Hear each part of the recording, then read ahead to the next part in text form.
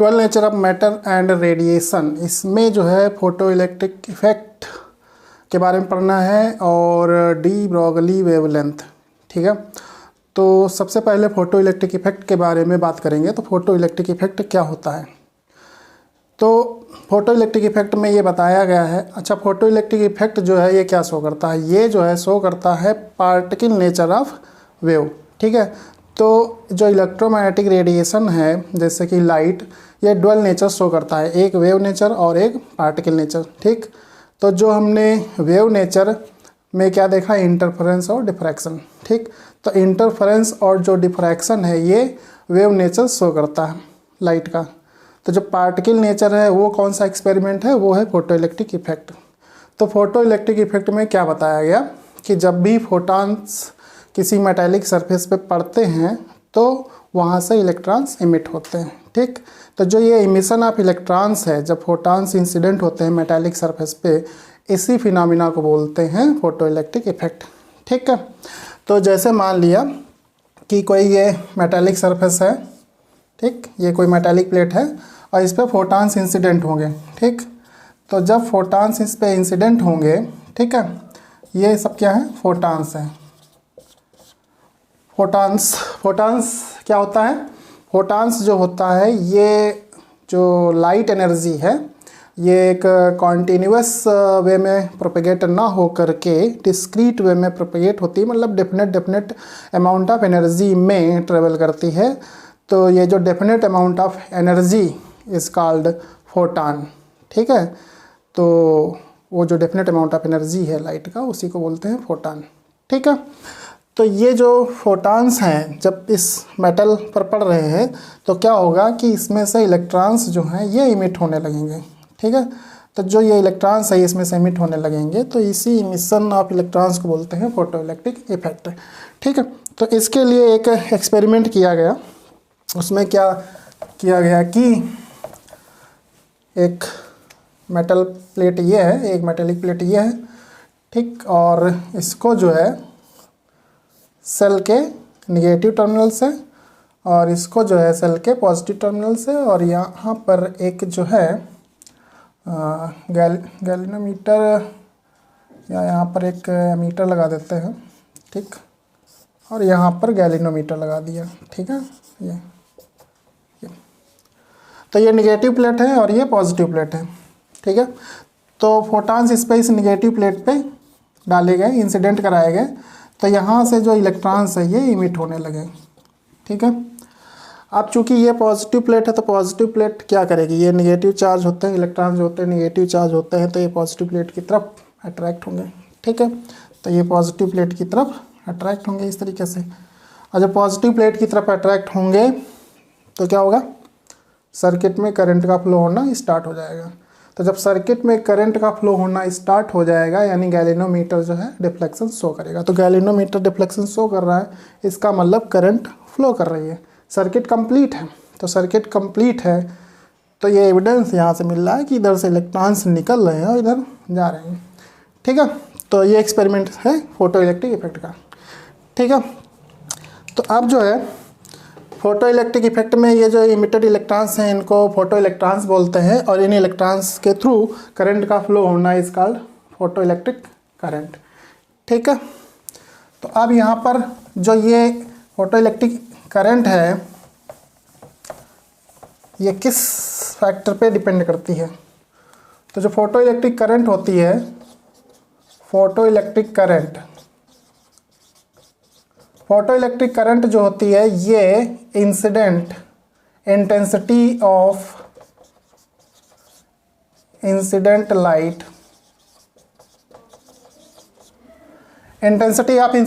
पे डिपेंड करती है फोटो इलेक्ट्रिक करंट। तो यहाँ पे इंटेंसिटी ऑफ इंसिडेंट लाइट का मतलब क्या होता है, तो इंटेंसिटी ऑफ इंसिडेंट लाइट का मतलब होता है कि नंबर ऑफ फोटॉन्स इंसिडेंट पर सेकेंड। तो इंटेंसिटी ऑफ इंसिडेंट लाइट का मतलब होता है नंबर ऑफ फोटॉन्स इंसिडेंट पर सेकेंड। तो जितने फोटॉन्स इंसिडेंट होंगे पर सेकेंड, ठीक, तो उसी के हिसाब से इलेक्ट्रॉन्स भी इमिट होंगे। तो जब इलेक्ट्रॉन्स इमिट होंगे ज़्यादा से ज़्यादा तो करंट भी ज़्यादा फ्लो करेगी। ठीक है, तो जो फोटो इलेक्ट्रिक करंट है वो इंटेंसिटी ऑफ इंसिडेंट लाइट पर डिपेंड करती है। ठीक। तो और एक यहाँ पे टर्म आता है maximum kinetic energy of electron, ठीक है, maximum kinetic energy of electrons. तो maximum kinetic energy of electrons जो होता है वो क्या होता है कि जैसे ये जो निगेटिव प्लेट थी, ठीक है, और ये पॉजिटिव प्लेट, तो ये जो इलेक्ट्रॉन्स यहाँ से इमिट होते हैं, ठीक है, तो ये पॉजिटिव प्लेट की तरफ जाते हैं, ठीक। तो ये कब इमिट हुए? जब इस पर फोटॉन्स इंसिडेंट हुए, ठीक है। और यहाँ पर क्या होता है कि जो मेटेलिक सरफेस, जो मतलब सरफेस, अपर सरफेस से इलेक्ट्रॉन्स जो इमिट होते हैं उनके पास एनर्जी ज़्यादा होती है, तो वो ज़्यादा एनर्जी के इलेक्ट्रॉन्स होते हैं, इसीलिए उनकी जो काइनेटिक एनर्जी होती है वो मैक्सिमम होती है। और जो सरफेस के बिलो इलेक्ट्रॉन्स होते हैं वो कुछ एनर्जी अपनी लॉस कर देते हैं ड्यूरिंग कोलिजन। जब वो अपर सरफेस पे आते हैं तो अंदर से बाहर तक आने में कोलिजन के कारण जो है, कोलिजन किससे होगा? एटम से, उसके कारण वो एनर्जी लॉस कर देते हैं, इसीलिए उनकी काइनेटिक एनर्जी कम होती है। तो कहने मतलब काइनेटिक एनर्जी किसकी ज़्यादा होगी? जो अपर सरफेस से इलेक्ट्रॉन्स निकलते हैं, तो वो मैक्सिमम काइनेटिक एनर्जी के इलेक्ट्रॉन्स होते हैं, ठीक। तो maximum kinetic energy of electrons किस बात पर डिपेंड करती है? वो होती है फ्रीक्वेंसी पर, ठीक है। तो फ्रीक्वेंसी पर डिपेंड करती है ये, ठीक। तो जैसे फोटॉन होता है, तो फोटॉन की एनर्जी जो होती है वो क्या होती है? H mu. तो म्यू यहाँ पर क्या है? फ्रीक्वेंसी। एच क्या है? Planck's constant. यानी एच तो प्लांक्स कांस्टेंट है और इसकी वैल्यू जो होती है 6.6 इंटू 10⁻34 जूल सेकेंड। तो एनर्जी जो है यहाँ पर फ्रीक्वेंसी के डायरेक्टली प्रोपोर्शनल है। तो एनर्जी फ्रीक्वेंसी के डायरेक्टली प्रोपोर्शनल है, इसका मतलब फ्रीक्वेंसी बढ़ेगी तो एनर्जी भी बढ़ेगी, ठीक। तो एनर्जी बढ़ेगी मतलब काइनेटिक एनर्जी बढ़ेगी। तो काइनेटिक एनर्जी किस पे डिपेंड करेगी? फ्रीक्वेंसी पे। और करंट किस पे डिपेंड करेगी? इंटेंसिटी पे, ठीक। इंटेंसिटी का मतलब क्या होता है? नंबर ऑफ फोटॉन्स इंसिडेंट पर सेकेंड, ठीक।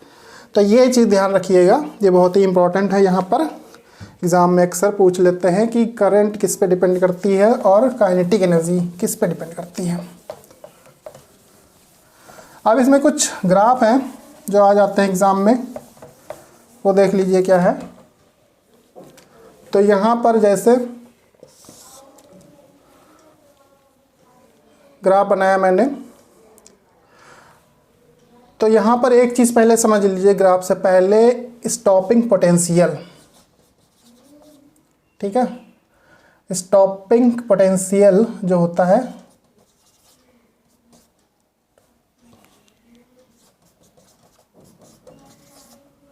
ठीक है,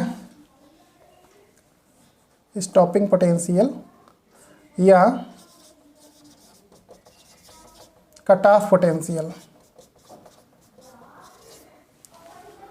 तो स्टॉपिंग पोटेंशियल या कट ऑफ पोटेंशियल क्या होता है?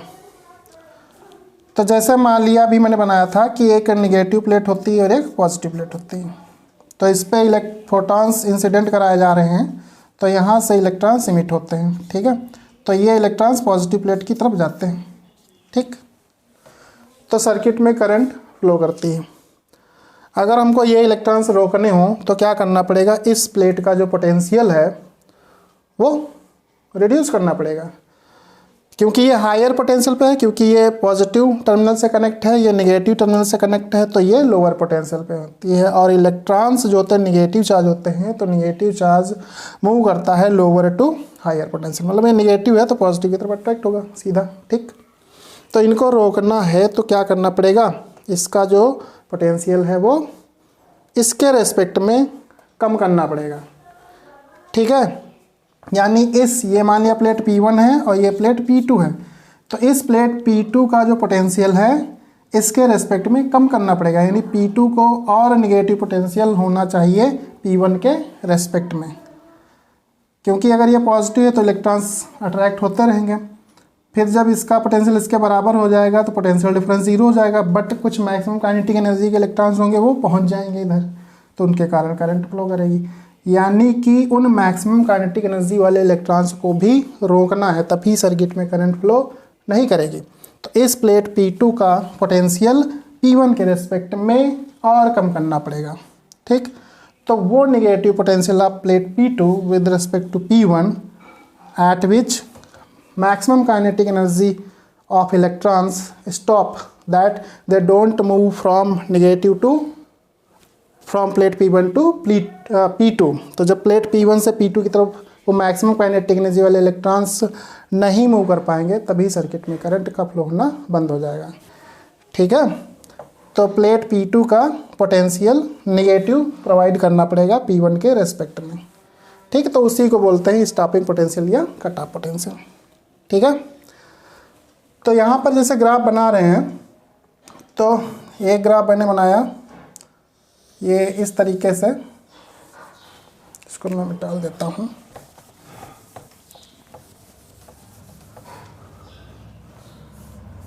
ये जो है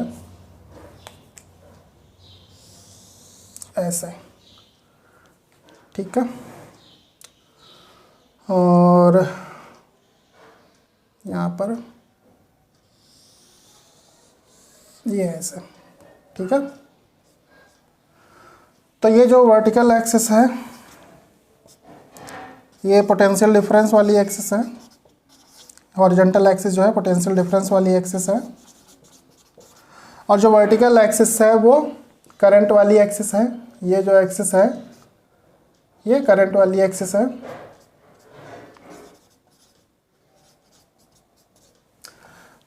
और ये जो है इधर V0 ये स्टॉपिंग पोटेंशियल है। यहाँ पर ये I इंटेंसिटी पे ग्राफ है, ये 2I इंटेंसिटी पे ग्राफ है, ठीक है। ये I इंटेंसिटी है और ये 2I। तो यहाँ पर क्या देख रहे हैं, जब इंटेंसिटी I है तो इस पर ये ग्राफ इस तरीके से जा रहा है, मतलब स्टॉपिंग पोटेंशियल पे तो करंट ज़ीरो होगी। फिर जैसे जैसे पोटेंशियल नेगेटिव से ज़ीरो की तरफ अप्रोच करेगा करंट की वैल्यू बढ़ने लगेगी, ठीक है। फिर करंट की वैल्यू बढ़ते बढ़ते फिर एक कंडीशन आएगी जब करंट कांस्टेंट हो जाएगी, तो उस कांस्टेंट करंट पर, ठीक है, ये ऐसे ग्राफ जाएगा सीधा। तो I इंटेंसिटी पर ये ग्राफ है, ठीक। तो करंट का कांस्टेंट हो जाना क्या बताता है यहाँ पर कि जितने इलेक्ट्रॉन्स एमिट होते हैं वो सारे के सारे प्लेट P2 पर जाने लगते हैं।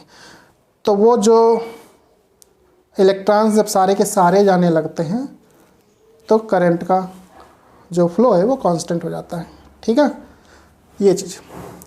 इसी तरीके पे ये जो सेकेंड ग्राफ बनना है वो 2I इंटेंसिटी पर है, बट स्टॉपिंग पोटेंशियल इसके लिए भी सेम है, क्योंकि ये सेम फ्रीक्वेंसी की लाइट डाली जा रही है। यानी यहाँ पर जो क्या है, फ्रीक्वेंसी सेम है, तो सेम फ्रीक्वेंसी की लाइट यहाँ पे यूज़ की जा रही है, इसीलिए यहाँ पर स्टॉपिंग पोटेंशियल सेम है, but at different intensities current will be different.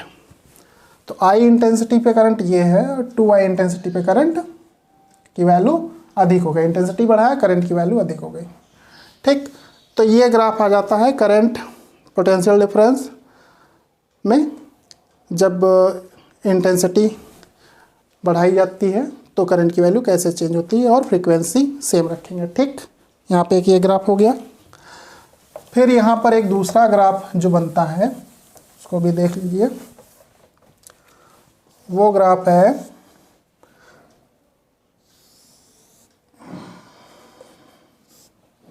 ये कुछ इस तरीके से, मतलब यहाँ पर ये V01 ये V02 ये पोटेंशियल डिफरेंस वाली एक्सिस, ये करंट वाली एक्सिस, ये I इंटेंसिटी है।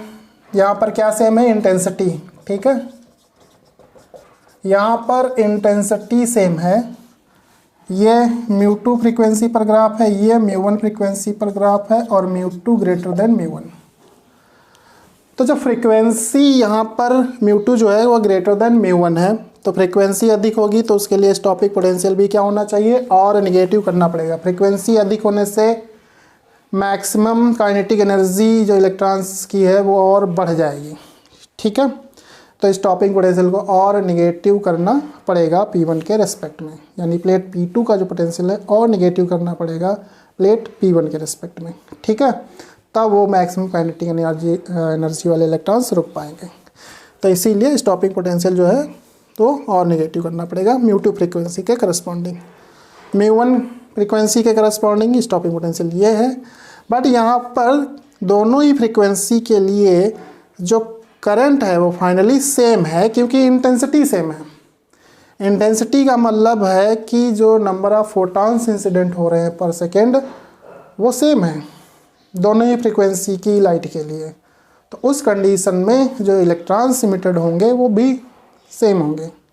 ठीक, तो ऑलमोस्ट सेम होंगे तो करंट भी सेम होगी। ठीक है, तो ये ग्राफ रहा। तो यहाँ पे इंटेंसिटी सेम है, तो पहला ग्राफ पता है और ये ग्राफ पता है। ठीक है, तो काफ़ी इंपॉर्टेंट ग्राफ है। ठीक, अभी इसमें जो है आइंस्टीन्स फोटो इलेक्ट्रिक इक्वेशन पढ़नी है, डिटर्मिनेशन ऑफ प्लैंक्स कांस्टेंट करना है। ठीक है, ये दो चीज़ें अभी करनी है इसमें। तो आज जो है इतना मैंने पढ़ाया, इसको आप अच्छी तरीके से रिवाइज कर लीजिए। तो जो ड्वेल नेचर ऑफ मैटर और रेडिएशन है, ये इसमें से क्वेश्चंस फोटो इलेक्ट्रिक इफेक्ट पे जनरली पूछ लिए जाते हैं और ग्राफ के। ठीक, तो अच्छे से तैयार करिए। आज के लिए इतना ही। ठीक।